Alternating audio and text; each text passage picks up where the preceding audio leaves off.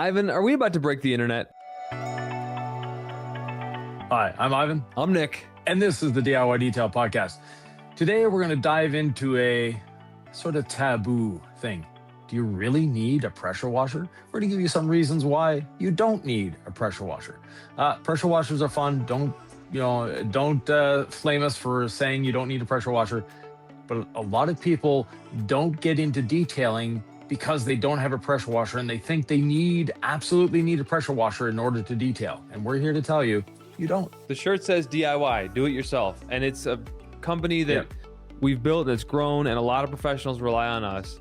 However, at the core, these are professional grade products that are easy enough for anybody to use. So if you are in your head about all the equipment you need to buy, this is the podcast where we explain why you don't need a pressure washer to get pro level results. And number one, let's just start with it, Ivan. There's different philosophical reasons and everything. Just number one is the expense. Yeah.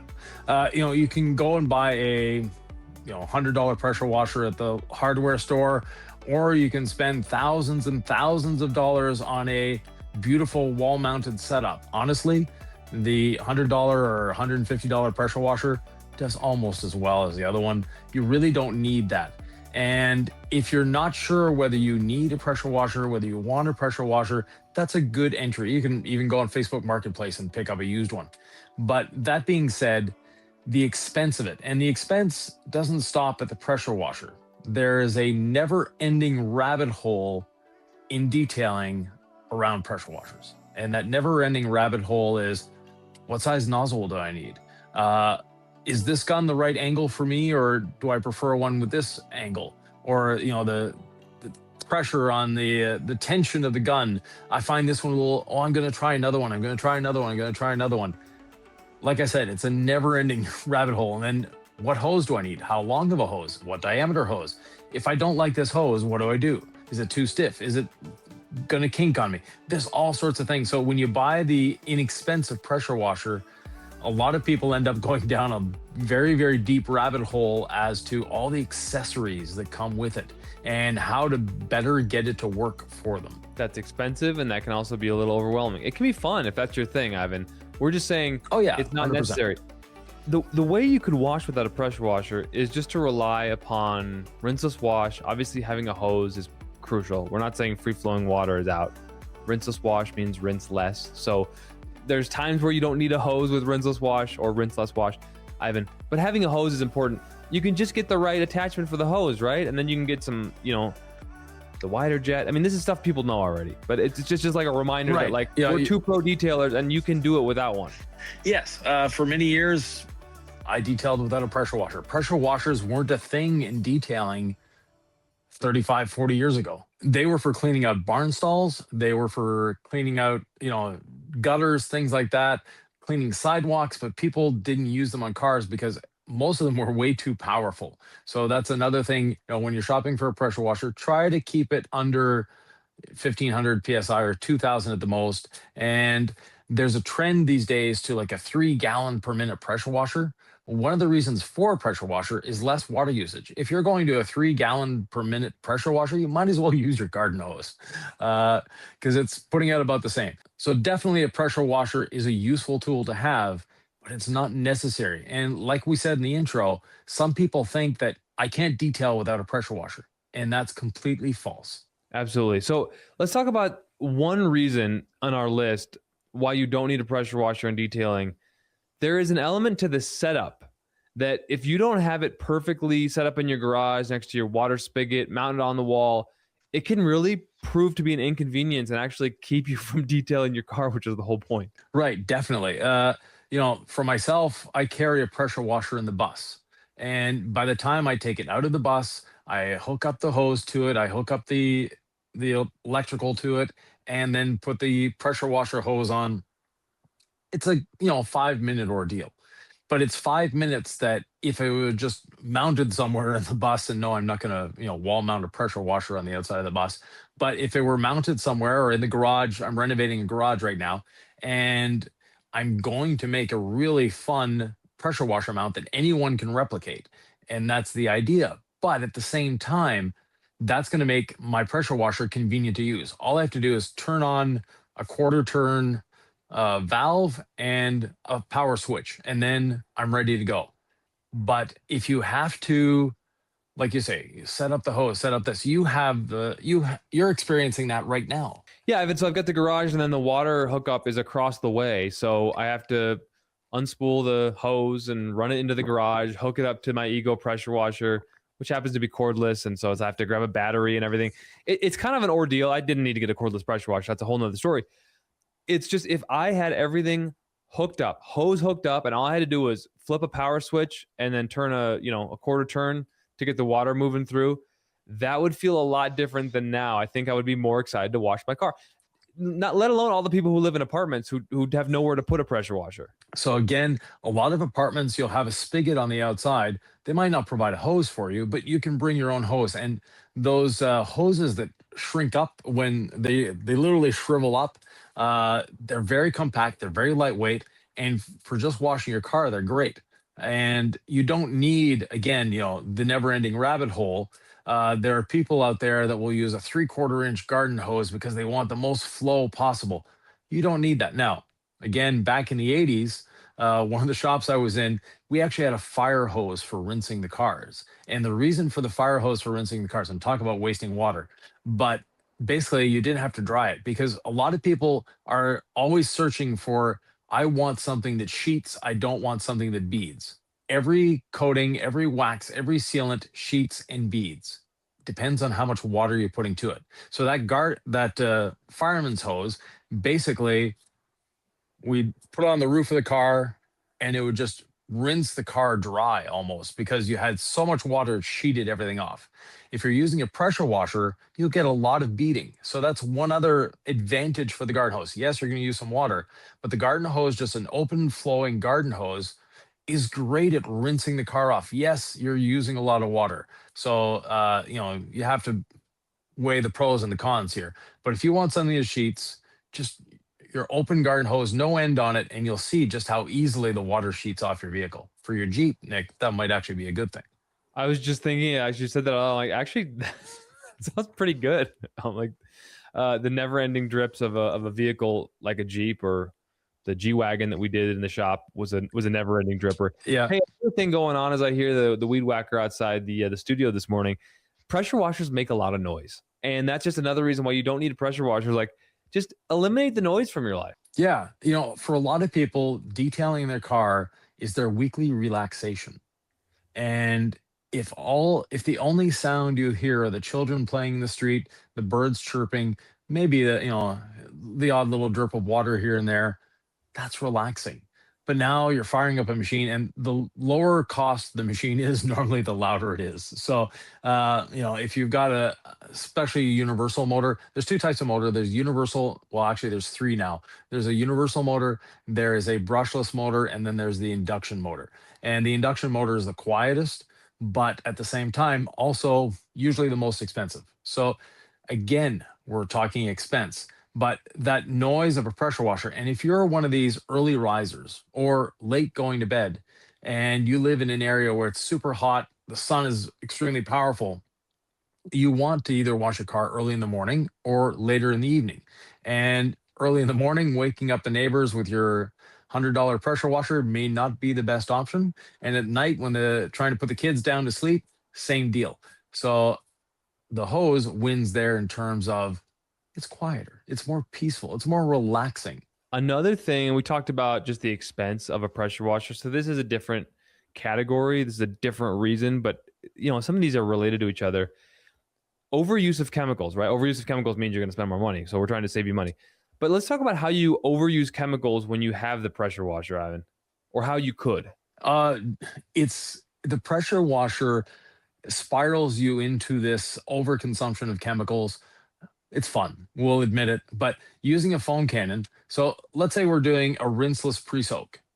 We'll use less than a gallon, but we'll make it equal. We'll say a gallon. So a gallon of rinseless wash means one capful, and we'll be able to pre-soak a vehicle easily twice with a gallon of rinseless wash. Then from there, we have what's in the bucket, and that's it for chemicals. But some people have really gone down the rabbit hole where they need a specific pre-wash foam. Then they need a foam for the bucket. Then they need a foam for this. Every time you're using a different foam cannon, or you're having to rinse out your foam cannon, taking more time, but you're using a different foam cannon, you're using a different product. And by the end of the job, instead of using 1 ounce of, or half an ounce of rinseless wash in our case for doing your pre-soaking and all that, you've ended up using 3, 4, maybe 10 ounces of different soaps to eventually get to the same result anyways. Because all those pre-foams, all those pre-soaks, you still need to do the contact wash. And it's a contact wash doing the heavy lifting. You can try to, wash your car with the least amount of touching possible. You'll still need to dry it, and you'll still need to do a contact wash. If you've ever gone through a touch-free car wash, you'll know as well as I do that they're a touch-free car rinse. You still need to wash it afterwards. Oh, for sure. And they leave like a residue on the surface. There is just something to the contact wash that is the cleaning process. It's not ancillary. It's not, maybe you have the best chemicals, so you don't need to contact wash. No, agitation in the wash and then agitating with the drying towel, Ivan, is the best way to really clean the car. Yeah, definitely. You need that contact. And with proper chemicals, with proper techniques, you're not going to damage your car by doing that. Some people are deathly afraid that they're going to scratch their car. And not a detailing related forum, but one for one of the cars that I have, someone was asking, what's the best car cover? Because I don't like washing my car. And it's like, well, if you're putting a car cover on a dirty car, you're going to be scratching the car. So you need to wash it before putting a car cover on. And, the thread went on and on and on. Sent them a video of our rinseless wash technique. And now the guy's in love with it because he can wash his car in 15 minutes. It's simple, it's easy, and he's happy. Before, to him, washing the car was pulling out the pressure washer, setting up the pressure washer, et cetera, et cetera, et cetera, and going down that deep rabbit hole of, I need this, I need that, no, a garden hose will do the job, and rinseless wash will definitely do the job. So if we're going to go for the garden hose, what's the proper attachment that you screw on the end? Like, do you have a recommendation for one? Does it have 17 different settings? Like, what, give them the Ivan LaCroix option here. Like, I want the plug and play. What hose and what attachment? Yeah. A very flexible standard 1/2-inch garden hose. You don't need a 5/8. You don't need a 3/4. The bigger the hose, the more weight you're lugging around. So a lightweight hose and again, you don't need a big diameter hose. We're not going for the fireman's thing here. The other aspect of that is the hose end. Find one that's comfortable in your hand. That is first and foremost the most important part. One that when you pull the trigger, it's easy to pull. You might have a trigger lock on it. And most of them will have between 5 and 7 settings on them. There'll be one of those settings in there that you'll fall in love with, and other ones that are like, but you'll still use them once in a while. Most of them will have a jet setting, what they call a jet setting. So that's the most powerful stream you can have from your water pressure. And then you have you'll have a shower setting, you'll have a soaker setting, things like that. Those are the 3 settings I use. There's a mist setting, which if you want beating, it's great. That's about the only thing it's good for. But those hose ends, again, they're not expensive, but get a quality one. Pay $20. And reason number 5 is just the chemistry is so good nowadays. I mean, we love our chemicals, DIY detail products. I'm a company man. Obviously, I'll say use our products, use our rinseless wash. Use what products you want out there, folks. Modern day detailing products are so good across the board for the most part that really, if you do it the right way, you don't need the high PSA of the pressure washer. Right? Do you have any thoughts on that? Yeah, definitely. When I started detailing, dish soap was the soap we used. And if you're really bougie, you went to the auto body supply and got like a McGuire soap or something like that. Today's soaps are a lot freer rinsing than before. And on the channel, we have a video that I did with Pan, the organizer. And in that video, we actually used dish detergent to wash the car. It took me a long time to rinse that car. Even though we're using a pressure washer, it took a long time to rinse because that soap just stuck and stuck and stuck and wasn't rinsing off. Whereas with something like Incredible Suds, it rinses off incredibly easily. So you're not going to be spending hours with the hose. You don't need the pressure to rinse it off. And you don't have to have your garden hose on the jet setting to get it off. Just the shower setting is all you need. Again, you're going to use a little more water, but at the same time, today's chemistry has made it so it's so much easier. We're not having to rinse for hours, or, it seemed like hours, but it was just minutes. But the rinsing is a lot quicker because the ingredients are a lot better. They're a lot more tailored to what we're doing, as opposed to, oh, let's just take a dish soap and call it a car wash soap. So the chemistry has evolved dramatically, especially in the last 10 years. So if you're just getting back into detailing after 10 years, you might want to revise your techniques here. But definitely the chemicals are there, the techniques are there as well. Rinseless wash has been around for 30 some years, but it's only gained mainstream popularity in the last 4 or 5 years. Before that, all we had was soap. And the best way to get soap on the surface is a foam cannon. And to use a foam cannon, you need a pressure washer. The foam guns that attach to your hose are okay, but they're definitely not replicating a foam cannon. Yeah, and I did a video on Nick at Night over in the House of Rags where I used handheld foamers. So if you're really, really, really itching to foam, you could foam on incredible sides with a handheld foamer and then rinse it off with a hose. We teach the foam rinse foam method for washing cars. We also teach the chemical rinse chemical method. It's the exact same thing, just with a different chemical. And I think a lot of times people, Ivan, what they want to do, they want to put the chemical on and they want to rinse it and they want it to look perfectly clean. Yeah, that's a misconception that we've been marketed to for a long time. This is so easy. You just have to put it on and rinse it off and you're done. Some people used to sell coatings that you'll never need to wash your car again. No, you still need to wash your car. Make washing your car more fun, make it more enjoyable, and you'll want to do it more often, and your car will benefit from it. And again, the more often you clean your car, the easier it is to clean. Now, it used to be back, when I started detailing, people would look at you, oh, if you clean your car too much, you're going to wear the paint off of it. And in essence, that was true, because back when we had single stage paint, it would oxidize, you'd wash, you'd remove a bit of the oxidation. Sometimes you'd put on a wax. And back then, most waxes had abrasives in them. They were cleaner waxes. So every time you waxed your car, you're removing a small layer of paint, and it just kept going down and down and down and down. The patina trucks that we see today, or patina hot rods, a lot of that patina where the edges are worn, that comes from washing the cars, or the single stage paint does that. Today's modern clear coat doesn't oxidize, or takes a lot of work to get it to oxidize. And the best way to get your clear coat to oxidize is to not wash it. So if you keep it clean, it's not going to oxidize, and it's going to last a lot longer. So the old adage of you're going to wash the paint off the car, well, you're not going to wash the clear off the car. If you have single stage paint, yes, you can wash the paint off a car. Earlier, my point also, Ivan, was just that, when you foam, you rinse, or you do the rinseless wash and then you rinse off.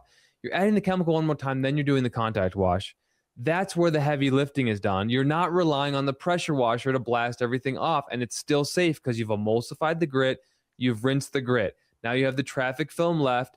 Oh my gosh, no. You've got a chemical that you're putting back on the surface, like our rinseless wash. You use our legacy sponge if it's really dirty. If it's not as dirty, perfectly safe brush, right? And at that point, most of everything has been agitated, right? And so you just free rinse it with your hose. Like, there shouldn't be anything that you can't get off in that process with a hose. No, and like I said, before pressure washers were mainstream in the detailing space or in home garages, etc., we did very well with garden hoses. So the garden hose is still a useful tool. It's still something, and actually you need the garden hose to get water to your pressure washer. So the garden hose is still in the game. You might be able to save a few steps just by using the garden hose itself without the pressure washer. Listen, do we love a pressure washer around here? Yes. Is foam fun? Yes. Can you spend as much money and time as you want to do all this and make your garage perfect? Yes. We encourage it. We love it. We're deep in the rabbit hole with you. However, this is just a nice exercise in critical thinking of, if I am just starting out, everything in this podcast that we said is true. You just don't need it right away or ever. Right. And there's a lot of people that they will not start detailing till they have the perfect setup. And they get the what I call analysis paralysis. They overanalyze everything. They overthink, which is common amongst detailers. So it's completely normal for us. But you overthink so much that it stops you from actually doing it, from actually getting out there and washing your car. And washing your car doesn't mean you have to clay bar it. Doesn't mean you need to polish it. Doesn't mean you need to coat it every time you touch it. No, you can actually just get out there and wash it and dry it. Ivan, we've talked a lot about this. People probably want to actually see what it looks like to wash a car with only a hose.